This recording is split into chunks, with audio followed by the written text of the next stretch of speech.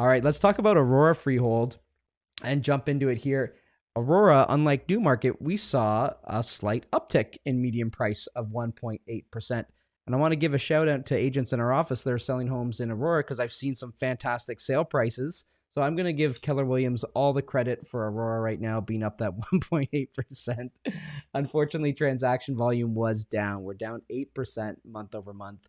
And Matt, this number is, again, we're looking better than what we saw in Newmarket. We're only down just about 3% year over year for that median price. So Newmarket, Aurora, in comparison to Newmarket right now, is doing a fantastic job of holding its price as steady as it can. I think Aurora is a premium asset to hold. I think if you're buying in Aurora, you're buying, a solid asset, and it holds its value better than a lot of other towns for that exact reason. Yeah. Now, what we do need to turn around here, of course, is our sales volume. We're down 35% year to date in comparison to last year, down 22% to the same month last year, and down 8% on a month over month basis. So we did see people hold off a little bit there in the month of May in terms of keeping that momentum going. Termination volume has settled down. It's still up 11% month over month and up 34% on a year over year basis. But these numbers are lower than what we were looking at earlier in the year. So I think as we're seeing median price balance out, what's happening is we're seeing less terminations as people, I think, are getting their homes priced sharper for where the buyers are actually seeing some value. Yeah. And I love the termination volume stats because at the beginning of the year, it really showed us that people were just priced way too high. Yeah. And that they needed to make adjustments, and they needed to understand that they weren't going to potentially be in a raising price environment here. And the termination volumes was screaming at the hilltops that you better start pricing it more competitively, or you're going to be sitting on the market quite a You're going bit to be longer. exactly. And I feel like we're starting to get the message there. When you see this, we are up 56%. We have 56% more terminations year to date this year than last year. And that's as people are adjusting and getting dialed in on their pricing.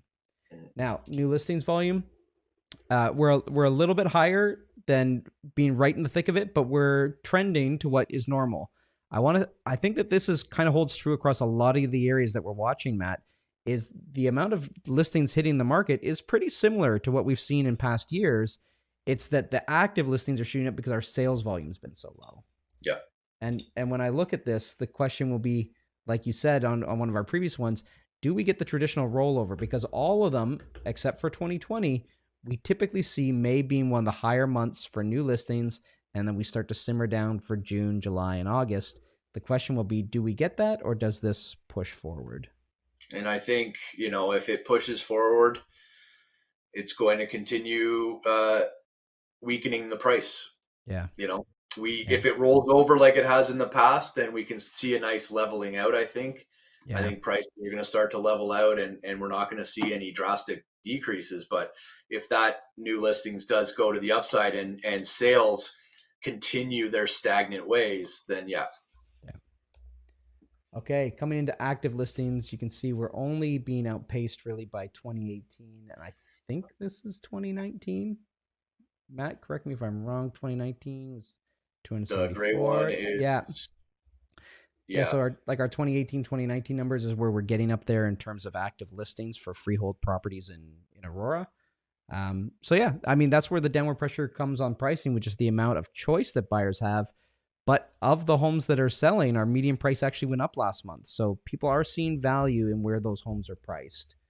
Now, when we take a look at sales volume, this is true across the board, is we are just barely hanging out there above our May numbers, or sorry, our 2020 numbers when people were in lockdown.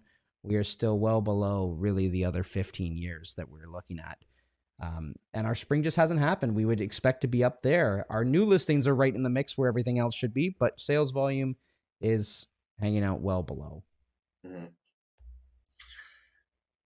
Median price, maybe, Matt, this is where we're seeing the month over month growth, is because we've already dropped below what the 2021 pricing was when we're looking at freeholds in Aurora.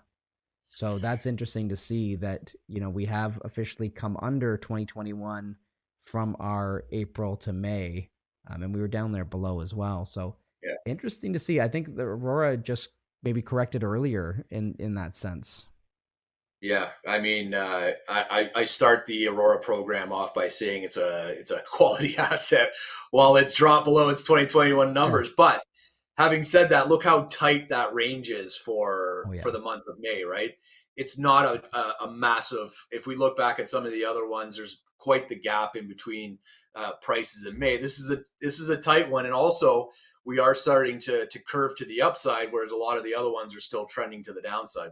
Yes, exactly. That's a great point. Like we've kind of hit that and moved forward. So we'll see where that ends up for us when we're looking at our months of inventory here.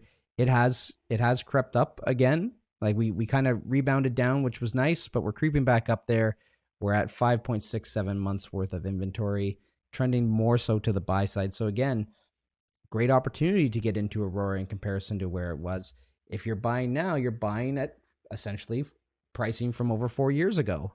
Yeah. And there's not a lot of opportunities that you can look at the housing market and say, I can get pricing from 4 years ago today.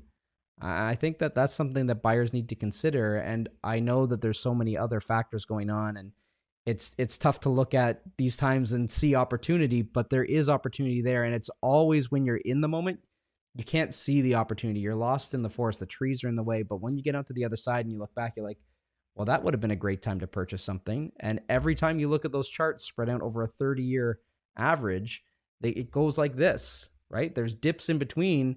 And if you can buy the dips, fantastic. It's got to make sense for you and your family. But this is one of those dips that you could be buying in if you I chose to. think you're under the 2021 price, Yeah. even though it's tight up against a lot of the other years.